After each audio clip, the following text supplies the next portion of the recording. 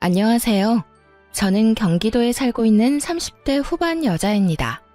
평소 출퇴근할 때 자주 듣고 있는 사연 열차에 제 사연이 소개된다고 생각하니 벌써 심장이 두근두근 거리는 게 많이 긴장되는데요.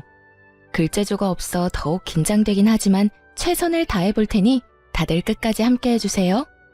그러면 사연 시작해 볼게요. 남편과 전 2년도 채 되지 않은 신혼부부였어요. 남편은 중학교 선생님이고 저는 주간 야간을 오가는 업종의 일을 하고 있었죠. 근무 특성상 주말이란 개념이 따로 없었고 주간과 야간을 오가는 일이었기에 휴무가 맞지 않는 주말은 혼자 시간을 보내야 하는 남편이 걱정이 되더군요. 선생님이란 직업이 워라밸이 좋잖아요. 근무 시간도 좋고. 퇴근 시간이 빠른 남편에 비해 저는 저녁에 출근할 때도 많았어요. 제가 이런 걱정을 할 때마다 남편은 이렇게 말해주었어요. 에이, 별 걱정을 다 한다. 우리 연애할 때도 그랬는 걸 뭘. 나 혼자 잘 놀아. 알잖아. 날씨 좋으면 등산도 가고 낚시도 다니고 가끔 친구들끼리 캠핑도 다녀오기도 하니까 내 걱정은 전혀 하지 말고 이래. 난 정말 괜찮아. 그래. 조금만 더 혼자 놀아. 나 인사이동 시즌 곧 다가오니까 그때 기회 봐서 부서 이동하려고 계획 중이니까. 이렇듯 남편은 혼자서도 잘 놀고 있었고 전 저대로 남편과 더 많은 시간을 함께하기 위해 인사이동 시즌을 기다리고 있었죠. 이런 저희 부부에게 조금의 문제가 있다면 시댁이었어요. 연봉은 제가 남편보다 더 높은데도 불구하고 시댁에선 절 못마땅해 했어요.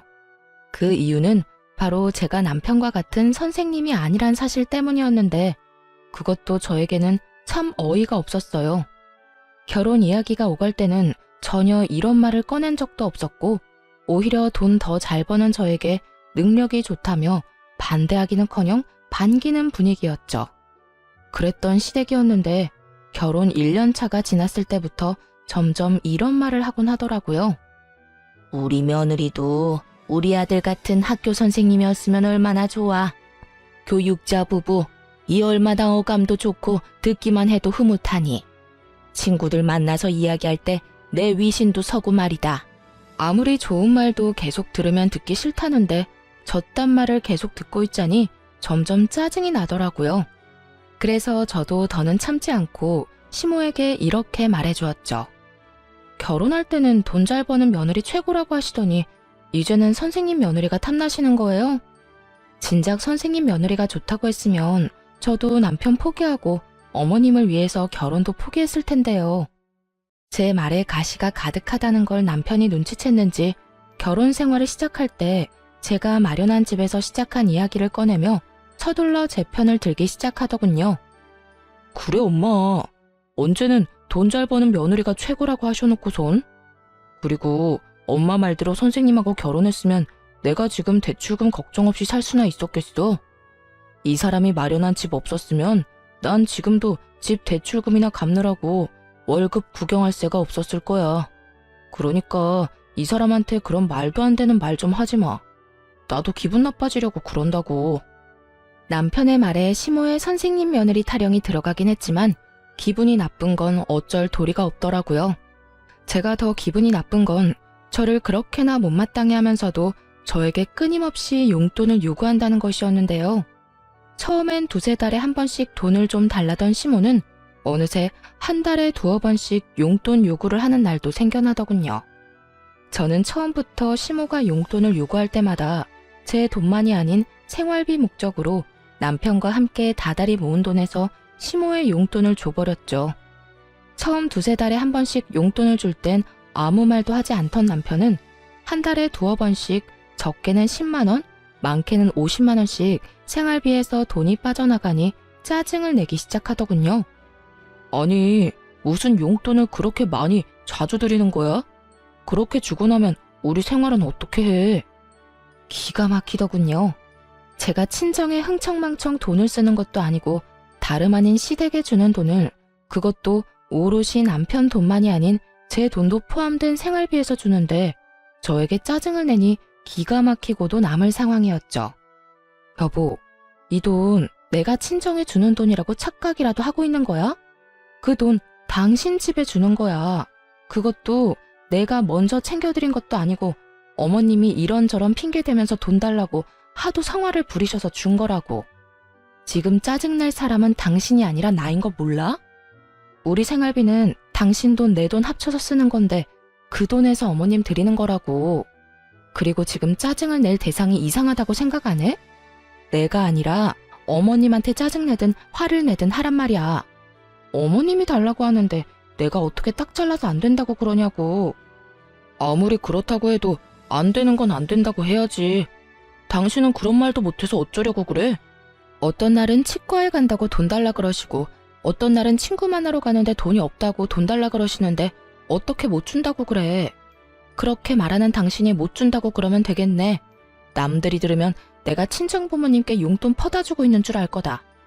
지금 이 상황에선 당신이 나한테 짜증을 낼 게 아니라 나한테 미안해해야 하는 상황이라고.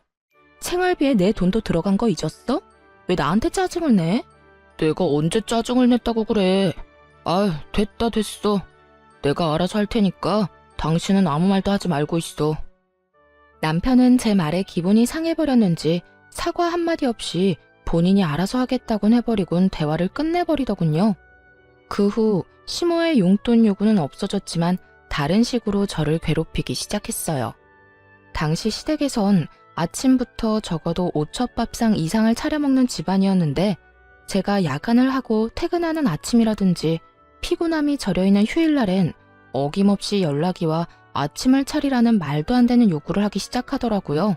처음 한두 번이야 시모가 많이 아프다고 하니 가서 차려드렸지만 막상 시댁에 가보면 시모의 상태는 저보다 더 팔팔해 보였고 이런 말도 안 되는 요구를 따라주면 안 되겠다 싶었어요.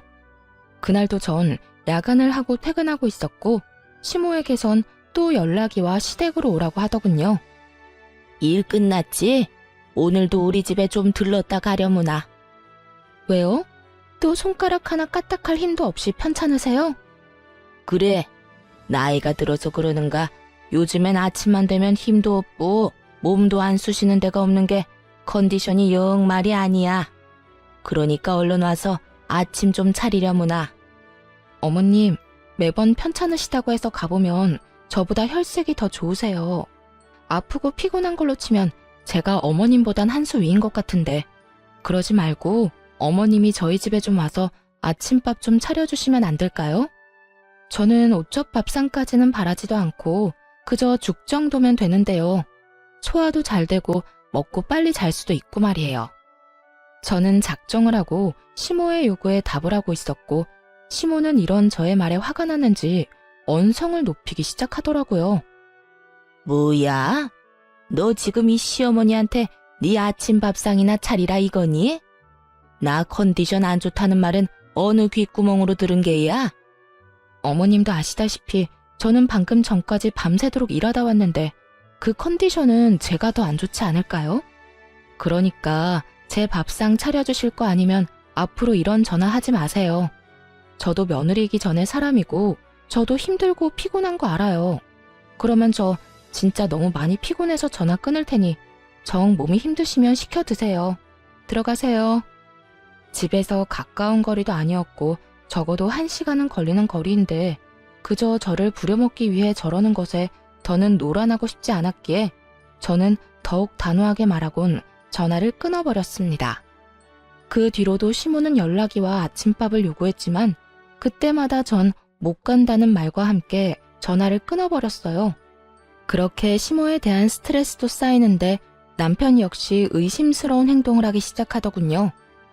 남편은 여전히 제가 일하는 주말엔 낚시하러 다닌다거나 여러 취미 생활을 했는데 다른 때와 마찬가지로 낚시를 하러 갔다며 물고기를 낚은 사진이 왔더라고요.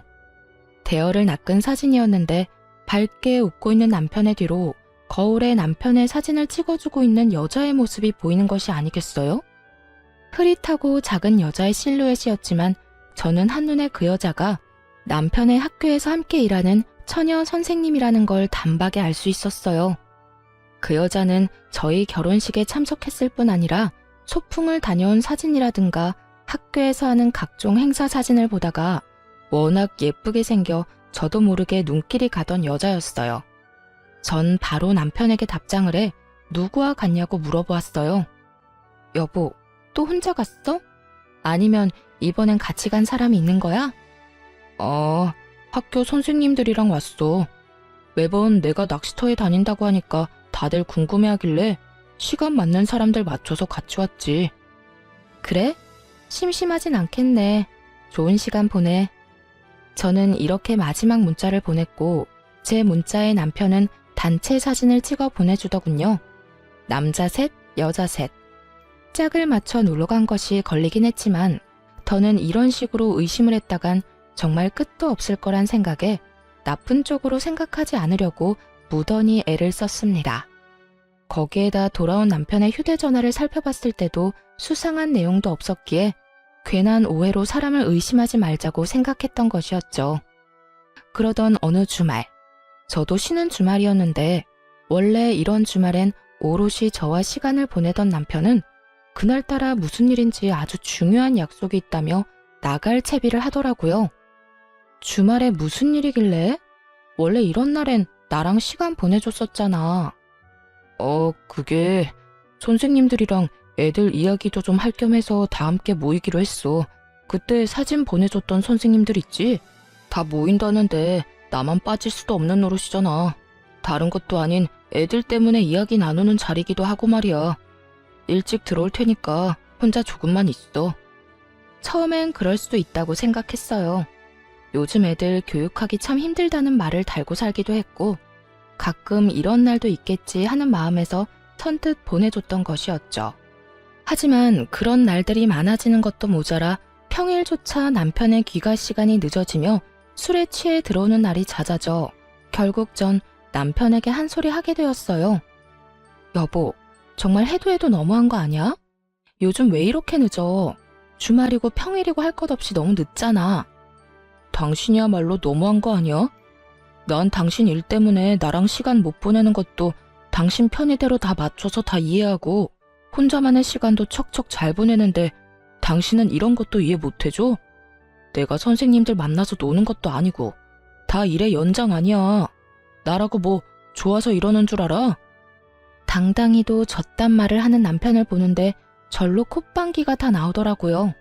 일의 연장이라는 사람이 짝 맞춰서 낚시 다니고 캠핑 다니고 허구한 날 술 마시러 다니는 게 말이나 된다고 생각하세요?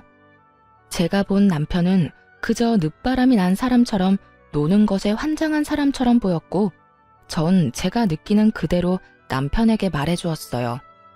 일의 연장? 일한다는 사람이 낚시 다니고 캠핑 다니고 하루가 멀다고 술 마시고 다니는가 봐. 그걸 누가 믿어? 지나가는 사람 아무나 붙잡고 물어봐. 누가 그렇게 생각이나 해주는가? 10이면 10, 100이면 100. 젊은 사람들끼리 모여서 놀러 다니는 거라고 할 거라고.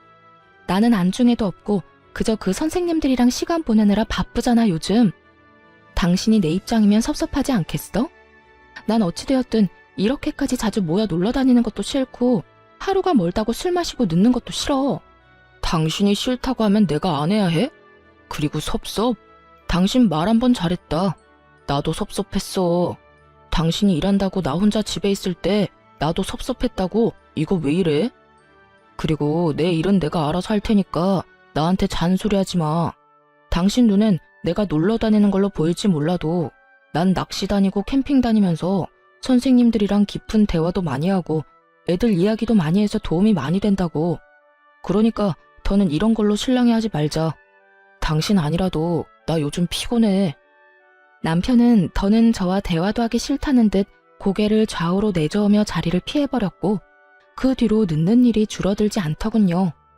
그때까지만 해도 남편의 외도 사실은 전혀 상상치도 못했던 일이었기에 더는 우리 사이가 멀어지는 것이 너무나도 싫었던 저는 어떻게 해서든 잘 살아보려고 애썼어요.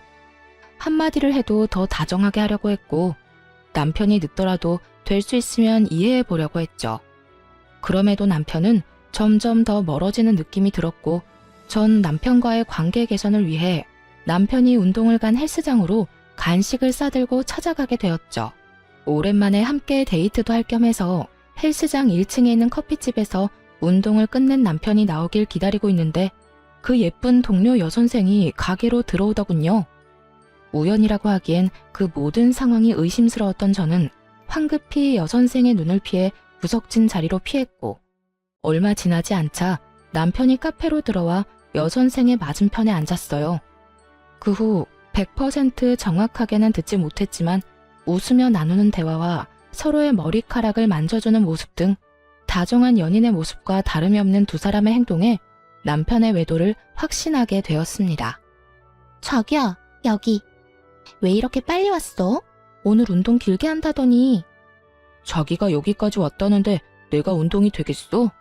자기 밑에서 기다린다는 연락 받자마자 씻고 내려왔지. 으이그, 난 괜찮은데. 머리카락에 물기 있는 것 좀 봐. 머리라도 다 말리고 오지. 그나저나 그 여자는 어때? 이혼 이야기 나올 것 같아? 우리 집에서 요즘 난리야. 만나는 사람 있으면 빨리 데리고 오라고. 곧 이혼 이야기 나올 것 같아. 나도 집에서 말 한마디 걸지도 않고 묻는 말에 대답만 하고 있거든.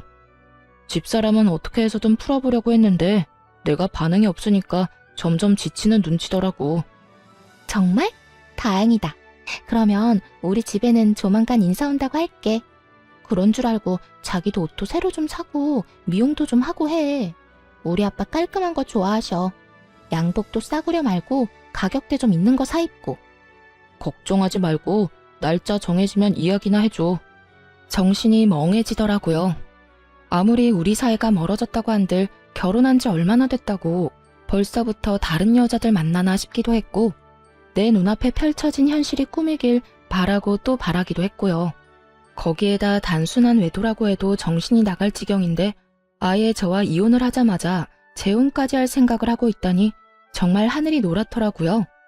하지만 가혹한 현실은 모든 제가 처한 사실이었고, 그 자리에서 두 사람에게로 다 뒤집어 엎어버리고 싶은 걸 겨우 참고 집으로 돌아왔어요. 그날 밤 몰래 남편의 휴대전화를 살펴본 결과 여전히 남편의 휴대전화는 깨끗했고, 전 잠든 남편의 차 열쇠를 찾아 블랙박스를 살펴보았어요. 휴대전화는 다 지웠더라도 블랙박스는 어찌하지 않았겠지 싶었거든요. 아니나 다를까 남편의 블랙박스는 모두 외도 증거를 담고 있었고, 온갖 충격적인 대화가 다 녹화되어 있더라고요. 자기야, 다음 주에는 선생님들한테 캠핑 가자고 하자. 어차피 다들 1박 안 한다고 하니까 나도 같이 집으로 가는 척하고 돌아오면 돼. 그래, 자기가 캠핑이 좋다고 하면 캠핑하러 가면 되지. 그나저나 나 이혼하면 자기랑 재혼쯤은 언제쯤 하는 게 좋을까? 너무 빨리 하면 다들 보는 눈이 곱지 않을 것 같은데. 타이밍 보고 될 수 있으면 빨리 하면 되지. 남일 3일이면 다 잊는다고? 자기 이혼한 것도 우리 재혼하는 것도 며칠 못 가 다 잊힐걸? 일단 이혼이나 해. 이혼만 하면 자기는 탄탄대로야. 우리 아빠 탱탱학교 교장 선생님인 거 알지? 인맥도 장난 아니고 그만큼 파워도 장난 아니야. 일단 이혼하고 우리 집에는 자기 초혼이라고 속이고 재혼부터 빨리 하면 돼. 그리고 아기도 빨리 가지고 말이야. 역시 우리 자기 똑똑하다니까. 그런데 재혼 사실 숨겨도 되겠어? 나중에 들키기라도 하면 큰일 날 텐데. 자기랑 나랑 조용하고 있으면 누가 알겠어. 그리고 나중에 혹시나 하는 상황 때문에 아기부터 빨리 낳자는 거야. 설마 애까지 낳았는데 우리 아빠가 이혼하라고 하시겠어? 속이는 게 마음에 걸리긴 하지만 자기 재혼이라는 사실 우리 아빠가 알기라도 하면 결혼 승낙은커녕 얼굴도 안 본다고 하실걸? 하긴 자기가 나 때문에 고생이 많네. 어찌되었든 고마워. 난 이제 자기 덕분에 탄탄대로 꽃길만 걷겠네. 당연하지. 나한테 잘해? 들어보니 두 사람은 무리지어 다니며 다 같이 1박까지 한 것이 아니라 남편은 낚시터나 캠핑장에 계속 있고 상간녀는 무리와 함께 집으로 돌아가는 척을 하다가 다시 돌아와 남편과 시간을 보내는 방법으로 둘만의 시간을 보냈던 것이더라고요. 이로써 이혼에 필요한 증거들은 모아졌고 전 복수를 계획하게 되었습니다. 두 사람의 대화를 들어봤을 때 상간녀의 아빠는 옆 동네 사립고등학교 교장 선생님으로 교육자 집안에 꽤 집착하는 걸로 보이더군요. 남편 역시 상간녀가 젊고 어린 것도 있지만 이런 상간녀의 조건 때문에 더욱 상간녀에게 잘 보이려 애를 쓰고 있더라고요. 두 사람은 저와 이혼을 될 수 있으면 빨리 한 후 재훈 역시 서두를 생각을 하고 있었고 그렇게 자신들의 앞날은 꽃길일 거라 확신하고 있었죠. 전 이 모든 걸 산산조각 내주어야겠다고 생각했고 저의 계획은 바로 다음 날부터 시작되었어요. 전 우선 블랙박스 복사본을 상간녀의 아빠 학교로 보내버렸어요. 상간녀가 워낙 자랑스럽다는 듯 학교 이름을 언급해주는 바람에 쉽게 복사본을 보낼 수 있었죠. 그 다음 복사본은 남편과 상간녀가 일하는 학교 교장실로 보내버렸어요. 퀵 배달 기사분이 친절하게도 직접 교장 선생님께 전달을 해주었다는 연락까지 주셨고 전 별다른 걱정 없이 집에서 두 사람을 기다리고 있었죠. 학교 점심시간이 되자 두 사람은 득달같이 집으로 왔고 저를 향해 온갖 비난의 말을 쏟아내기 시작하더군요. 여보세요? 당신 남편 바람 피우고 있는 걸 알았으면 조용히 이혼이나 할 것이지. 학교 교장실로 그런 걸 보내면 어쩌자는 거예요. 다 같이 망하자는 거야 뭐야? 일에서 못 배운 것들은 상종하면 안 되는 건데 굳이 이렇게까지 해서 내 앞길을 막았어야 했어요? 나도 배울 만큼 배웠고 나도 좋은 대학, 좋은 성적으로 졸업했어. 그리고 진짜 상종 못할 인간은 너 아니니? 남의 남편이랑 노란한 주제에 뭘 잘했다고 여기까지 찾아와서 큰 소리야? 불륜이나 저지른 주제에 앞날이 창창할 줄 알았니? 남편 간수 똑바로 안 한 사람이 잘못이지 내가 잘못인가요? 그리고 내 앞날은 이까진 일로 안 무너져요. 우리 집이 어떤 집인데. 이까짓 학교 그만두고 다른 학교 다시 다니면 되거든요? 어디 비빌 언덕 없는 자기랑 같은 줄 아나. 상간녀는 시골에 계시는 저희 부모님과 자신의 부모를 비교하며 비아냥거리기 시작했고 남편 역시 그런 상간녀의 편을 들며 저를 나무라기 시작하더군요. 그러니까 당신이 그런 짓 한다고 해서 복수가 될 것 같아? 우리가 당신 뜻대로 무너질 것 같아? 얼마나 보고 배운 게 없으면 그딴 교양 없는 짓거리를 해. 오늘 우리가 얼마나 개망신당한 줄이나 알아? 정말 누가 할 말을 누가 하는 것인지 알 수가 없는 상황이더군요. 거기에다 아직 앞날이 꽃밭일 거라 확신하는 걸 보니 아직 상간녀의 본가에선 아무런 연락을 받지 못한 것 같기도 했고요. 그 잘난 교장 아빠가 상간녀에게 연락을 하길 기다리려고 했지만 저딴 식으로 기고만장한 꼴을 더는 볼 수 없어 모든 사실을 알려주기로 했죠. 당신은 정신이나 좀 차려. 누가 할 말을 누가 하고 있는 거야? 교양? 보고 배운 게 없어? 그건 내가 할 말이라고 생각 안 하니? 지금 교양 없이 더러운 외도나 저지르고 있고 보고 배운 것도 없이 적반하장으로 화를 내고 있는 사람이 누군데 그딴 소리를 나한테 하는 거야? 그리고 지금 아주 큰 꿈을 꾸고 있는 것 같은데 내가 모든 사실을 안 이상 그 꿈도 물거품이 될 거라고 생각 안 하니? 뭐라고? 당신 그게 무슨 말이야? 또 무슨 짓을 한 거야? 그러게, 이 여자가 지금 뭐라고 하는 거야? 설마, 아니죠? 아니긴, 내가 당신들 학교에만 복사본을 보냈을 것 같아? 너네가 어느 학교 어느 교장실에 누가 있는지 친절하게 알려줬는데 그런 눈으로 봐도 소용없어. 이미 복사본은 네가 비빌 언덕인 네 아빠한테도 보내버렸고 잘 전달되었다고 연락도 받았으니까. 그제야 모든 사실을 한 두 사람은 얼굴이 사색이 된다 싶더니 저에게 득달같이 달려들더군요. 거짓말이지? 당신 나랑 지혜 골려주려고 거짓말하는 거잖아. 당신이 정말 그런 짓을 했으면 앞으로 내 앞길은 누가 닦아주냐고. 자기는 지금 자기 출세 따위가 문제야? 우리 아빠가 알면 나 집에서 쫓겨나는 건 둘째치고 영까지 끊길 수도 있다고. 내가 어떻게 해서든 아빠 눈에 들어야 당신한테도 기회가 간다는 거 몰라? 저기요, 정말 우리 아빠한테 그 복사본 보낸 거예요? 아니죠. 내가 뭘 그렇게 잘못했다고 그렇게까지 해요. 제발 아니라고, 거짓말이라고 해줘요. 뭘 그렇게까지 잘못했냐고? 간통죄가 폐지됐다고 불륜이 정당화된 줄 아니? 너 조강지처가 버젓이 두 눈 뜨고 있는데 몰래 만나는 것도 모자라서 이혼까지 시키려고 했었어. 그 정도면 나한테 죽을 죄를 지었다고는 생각 안 하니? 복사본을 정말로 보냈냐고? 생각 같아선 복사본을 보내는 게 아니라 직접 가지고 가서 틀어주고 싶은 걸 겨우 참았어. 그러니까 여기서 M1 사람한테 헛소리하고 있지 말고 네가 사랑하는 저 남자까지 챙겨서 네 집에나 가봐. 한시라도 빨리 가서 빌어야 네 집에서 빌어먹을 밥풀이라도 있지 않겠니? 끝까지 현실을 부인하던 상간녀는 단호한 제 말에 눈을 뒤집고 저에게 달려들더니 허우적거리며 손을 뻗더라고요. 평생 운동이란 걸 해보지 않은 듯한 움직임이었죠. 어이없던 저는 상간녀의 손을 확 낚아채고 악소리가 나게 팔을 있는 힘껏 꺾어주었어요. 이거 나? 이 여자 정말 미쳤나봐. 이거 나?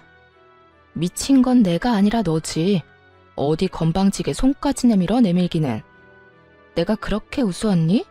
어디 상간녀 주제에 여기가 어디라고 찾아와? 제정신이 아닌 게지. 생각 같아선 정말 가만두고 싶지 않은데 괜히 내 손 더럽히기 싫어서 보내주는 거니까 곱게 보내줄 때 가라. 저는 상간녀를 남편의 쪽으로 밀어버렸고 남편은 상간녀를 부축하며 저에게 온갖 험한 말을 쏟아내기 시작하더군요. 당신 정말 제정신이야? 배웠다는 사람이 왜 이렇게 무식하게 굴어? 이러다 어디 크게 다쳤으면 당신이 책임질 거야? 내가 좀 밀었다고 크게 다칠 정도면 걔는 걸어다니지 말고 병실에 누워 있어야 하는 거 아니니? 그 정도로는 진단서도 안 나오니까 걱정하지 말고 얼른 가. 여기서 더 소란 피웠다간 나 진짜 경찰이라도 부를 거니까. 그런 줄 알고 더 난동 피우려면 피워보든가. 전 두 사람을 향해 경찰을 부를 거라며 으름장을 놓았고 두 사람은 끝까지 저에게 험한 말을 쏟아내며 돌아가더군요. 전 두 사람이 가자마자 비밀번호도 바꿔버렸고 이 모든 것을 예상해 몰래 모든 상황을 녹화 중이던 휴대전화도 잘 챙겨두었어요. 이로써 더욱 확실하게 이혼 준비를 마친 저는 이혼 소송을 준비했습니다. 남편과 상간녀는 물론이었고 시모에게까지 위자료를 청구했어요. 시집살이 좀 시켰다고 시모에게까지 위자료 청구를 한 것이냐고요? 아니요. 제가 본 블랙박스엔 두 사람 말고도 시모도 함께 찍힌 녹화본이 꽤 있었는데 알고 보니 시모는 두 사람의 외도 사실을 진작부터 알고 절 괴롭히고 있었더군요. 그러니까 제 입에서 이혼 이야기가 나오게 저를 괴롭히고 있었던 것이었어요.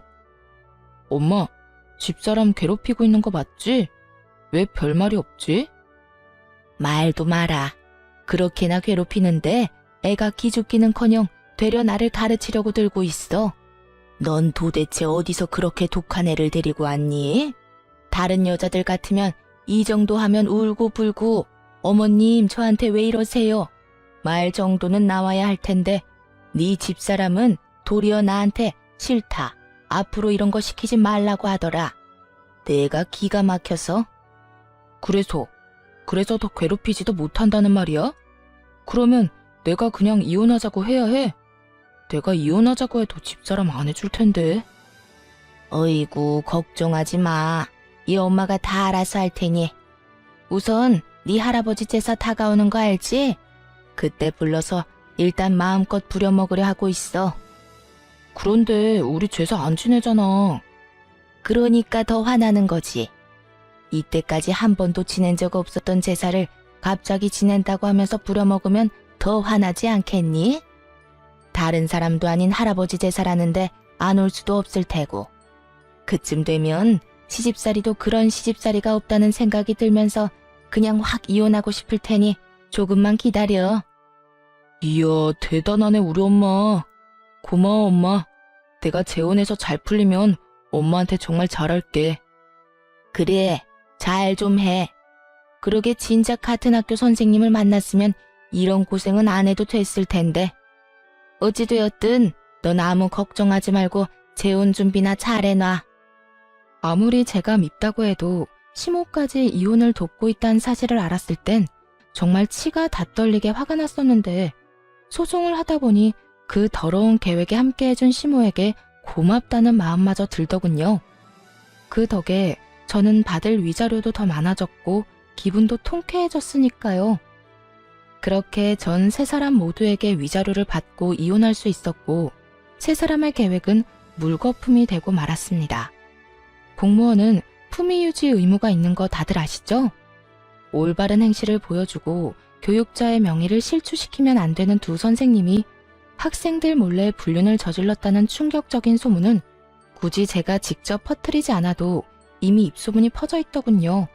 남일은 3일이면 잊혀진다고 당당했지만 불륜, 그것도 선생님이란 직업을 가진 두 연놈들이 그런 짓을 했으니 동료 선생님들 사이에서 오고 가는 이야기를 귀가 밝은 학생들이 모를 리가 없잖아요. 알게 되는 건 시간 문제인 거죠. 3일이 아니라 한 달이 지나도 잠잠해지지 않고 오히려 학생들은 두 선생님을 대놓고 무시할 정도로 수업 태도가 좋지 않았대요. 그리고 교장 선생님은 이미 알고 계시니 징계도 당연 들어갔고요. 그렇게 전 남편과 상간녀는 학교에서 쫓겨난 것은 물론이었고 전 남편의 앞길에 꽃가루를 뿌려줘야 할 상간녀의 본가에서도 처참하게 쫓겨났다고 하더군요. 전 시모는 빚을 내서 저에게 위자료를 준 것도 모자라 선생님 아들과 선생님 며느리가 아닌 백수 아들과 백수 며느리를 꼼짝없이 데리고 살아야 하는 상황이라고 하더군요. 그렇게 자랑스럽게 여기던 아들이 순식간에 백수 이혼남이 되었으니 전 시모는 아주 억장이 무너졌는지 골골거리며 누워 지낸다더군요. 그 후 별다른 소식을 듣지 못하고 살았는데 1년 남짓 지났을 무렵 전 남편에게 울면서 연락이 왔더라고요. 여보, 나야. 잘 지내? 미쳤어? 여보라고? 혹시 너 치매 걸렸니? 우리 사이가 아직 혼인관계라고 착각하는 건 아니지? 갑자기 전화해서 왜 우는 소리야? 그게 그 여자 도망갔어. 바람도 병이라고 하더니 이번엔 학원 원장이랑 바람나서 도망갔다고. 심지어 그 남자도 유부남인데 말이야. 이게 말이나 돼? 어떻게 나한테 이럴 수가 있냐고. 전 남편은 생각이란 없는 사람처럼 울고불고하며 저에게 하소연을 쏟아내기 시작하더군요. 들어보니 학교에서 쫓겨난 두 사람은 학원가를 전전하며 취업 자리를 알아봤지만 불륜 딱지가 제대로 붙어버린 두 사람의 취업은 쉬운 일이 아니었죠. 그러는 와중 상간녀는 학원에 취업이 되었는데 그 원장과 바람이 났고 그 원장 역시 유부남인데 바람이 나서 도망을 갔다며 하소연하는 전 남편을 보니 참 한심하다는 생각이 들더군요. 너야말로 참 가지가지한다. 네 부인이 다른 유부남이랑 바람나서 도망간 이야기를 왜 나한테 하는 거야? 그렇게 친구가 없니? 내가 무슨 네 친구쯤으로 착각하는 것 같은데 나 네 친구 아니고 너 새끼랑 이혼한 전 부인이야. 그것도 네가 바람 피워서 헤어진 전 부인. 제가 호통을 쳐대자 전 남편은 그제야 정신이 조금 돌아왔는지 우는 소리를 멈추고 저에게 사과를 하기 시작하더군요. 이혼하는 그 순간까지 단 한 번도 한 적이 없던 사과를 말이죠. 미안해. 내가 정말 미쳤었나 봐.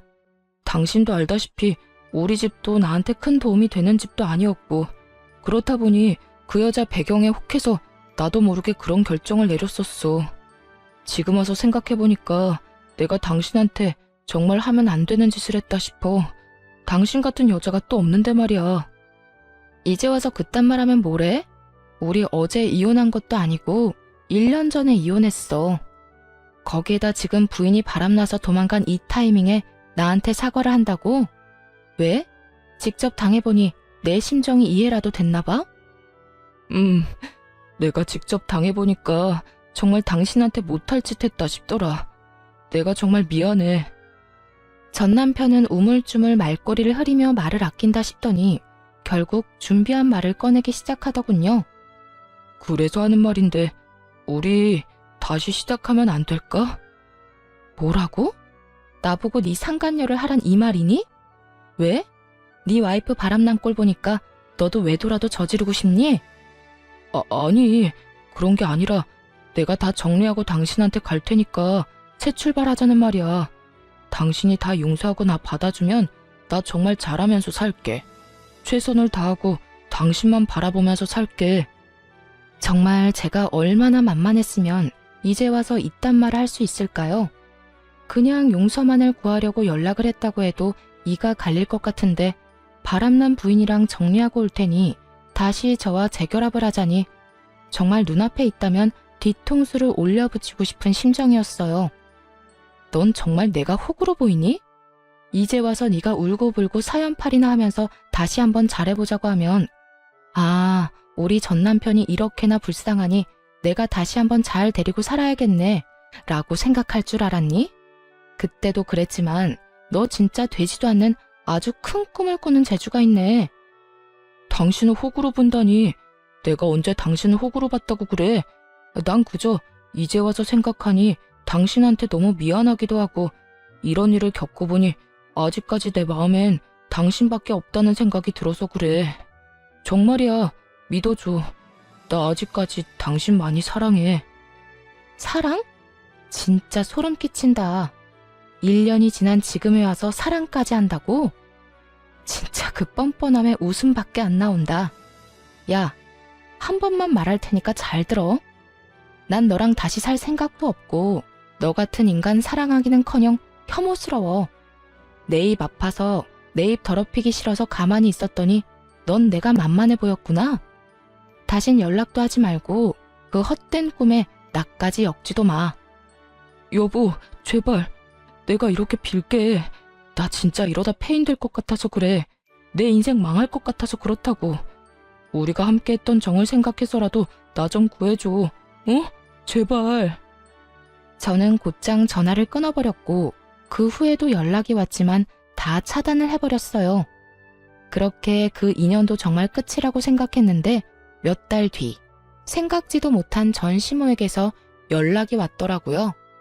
차단을 다 했는데도 불구하고 다른 번호로 전화가 와 피하지 못하고 그냥 받아버렸던 것이었어요. 아가, 잘 지내니? 결혼 생활을 할 때에도 단 한 번도 들어본 적이 없던 아가라는 호칭을 쓰는 전시모를 보며 정말 코웃음이 다 나더라고요. 아가라니 참 낯선 호칭이네요. 그나저나 무슨 일이세요? 그래, 이야기 들었는지 모르겠는데 우리 아들 그 빌어먹을 물건이랑 이혼했어. 이제 호적도 깨끗해졌단다. 그거 참 잘 됐네요. 내가 경험해봐서 아는데 배우자가 바람나서 정신이 나가버리면 그거만큼 답 없는 상황이 또 없더라고요. 그냥 이혼하는 게 서로 편하죠. 그런데 그 소식 알려주려고 전화한 거예요? 전 그런 소식 궁금하지도 않고 듣고 싶지도 않은데요.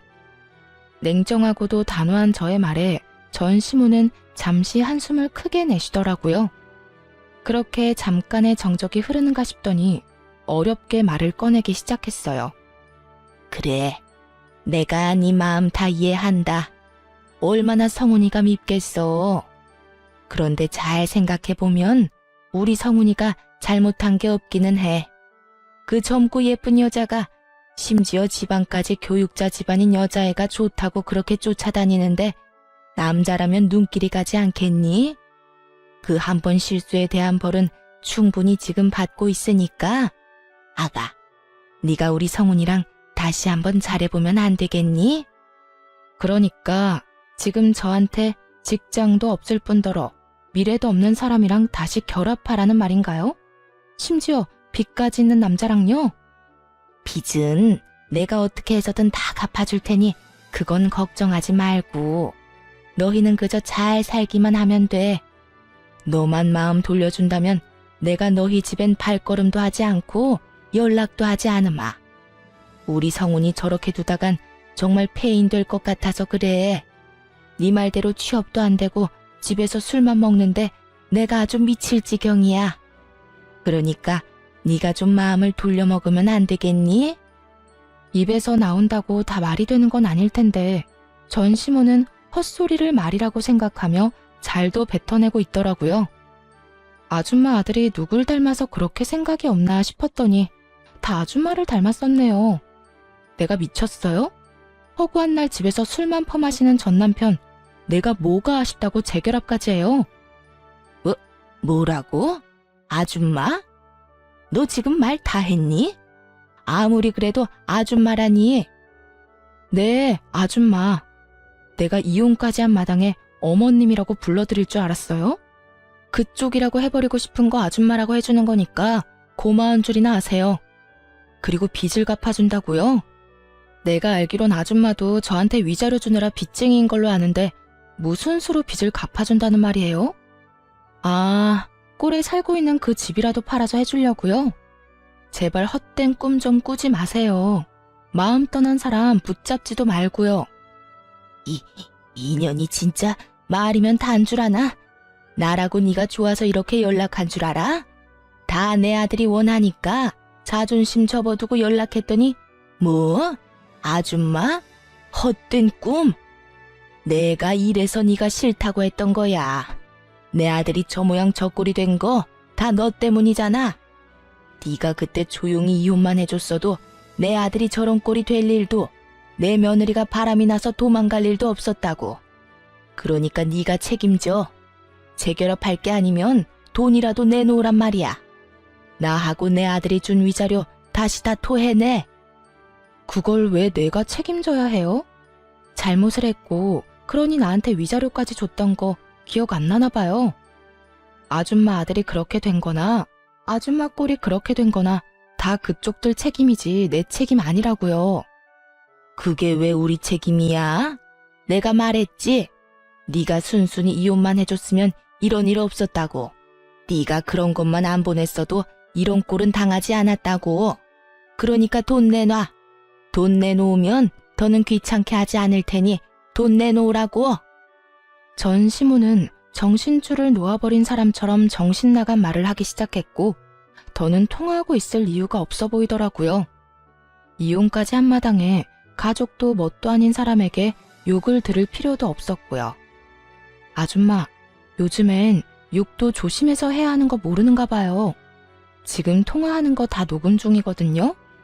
이거 내가 경찰서에 가지고 가서 신고하면 아줌마 또 벌금 내야 한다고요. 그렇게 자랑스럽던 아들 술값 되는 것도 힘들 텐데 어디 벌금까지 내게 해줄까요? 뭐야? 너 이 고약한 거 사. 나는 고약하기만 하지 당신네들은 고약한 걸 넘어서 파렴치하다고요. 그러니까 더 험한 꼴 보기 싫으면 나한테 연락해서 이딴 말 좀 하지 마세요. 사람이라면 양심이 있어야지. 이혼한 지가 언젠데 연락해서 재결합하라 마라 부탁질이에요. 다시 연락하면 정말 경찰서에서 뜨거운 제외하게 될 테니 그런 줄 알고 끊어요. 저는 전화를 끊어버렸고 그 번호 역시 차단을 해버렸어요. 끝까지 구질구질한 것을 넘어 양심도 없던 그 지긋지긋한 인연과도 그렇게 끝이 났습니다. 그 후 저는 아예 회사를 옮겨버렸어요. 제가 기다리는 인사이동은 되지 않았고 더는 주야간을 오가기 싫어 새 출발을 할 겸 아예 회사를 옮겨버렸어요. 그렇게 5년이란 세월이 지났네요. 저는 어느새 30대 중반을 넘어 40에 가까워지는 나이가 되었고 이직한 회사에 잘 적응하며 진급을 앞두고 있어요. 그리고 또 좋은 소식이 있는데요. 아마도 제가 결혼을 할 것 같네요. 지금 다니고 있는 회사에서 좋은 사람을 만나게 되었고 결혼을 전제로 한 만남을 2년째 이어나고 있어요. 아무래도 이혼이라는 경험이 있어 경계심이 심했던 저에게 끝없는 사랑과 마음을 보여준 멋진 남자예요. 이 남자가 제게 고백을 했는데 차마 제가 마음을 열지 못하고 있을 때 이런 말을 하더라고요. 어떤 일이 있었는지 자세히는 알지 못하지만 전 전에 만났던 그 못난 놈과는 다릅니다. 바람 같은 거 절대 피우지도 않을 거고 절대 배신 같은 것도 하지 않을 거예요. 그러니까 제가 싫으신 게 아니라면 저한테도 기회를 주세요. 일단 곁에 두시고 제가 어떤 사람인지 보여드릴 기회라도 주세요. 그렇게 곁에 둬보고도 제가 아니라고 하면 저도 군말 없이 물러나겠습니다. 이렇게까지 말하는 남자친구를 보며 저는 일단 곁에 두고 지켜보기로 했고 그렇게 연애하는 내내 한결같은 남자친구의 모습에 진지한 만남을 이어가게 되었어요. 다행스럽게도 남자친구의 집에서도 이런 저를 어여쁘게 여겨주고 계세요. 많이 걱정했었는데 예비 시부모님 모두 참 인자하고 좋으신 분들이더라고요.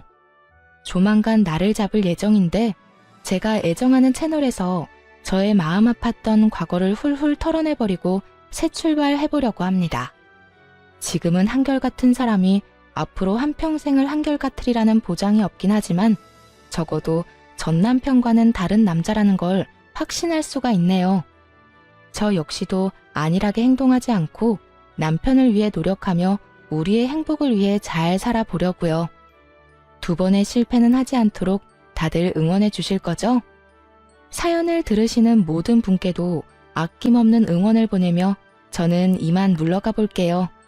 긴 글 함께 해주셔서 감사합니다. 다들 행복하세요.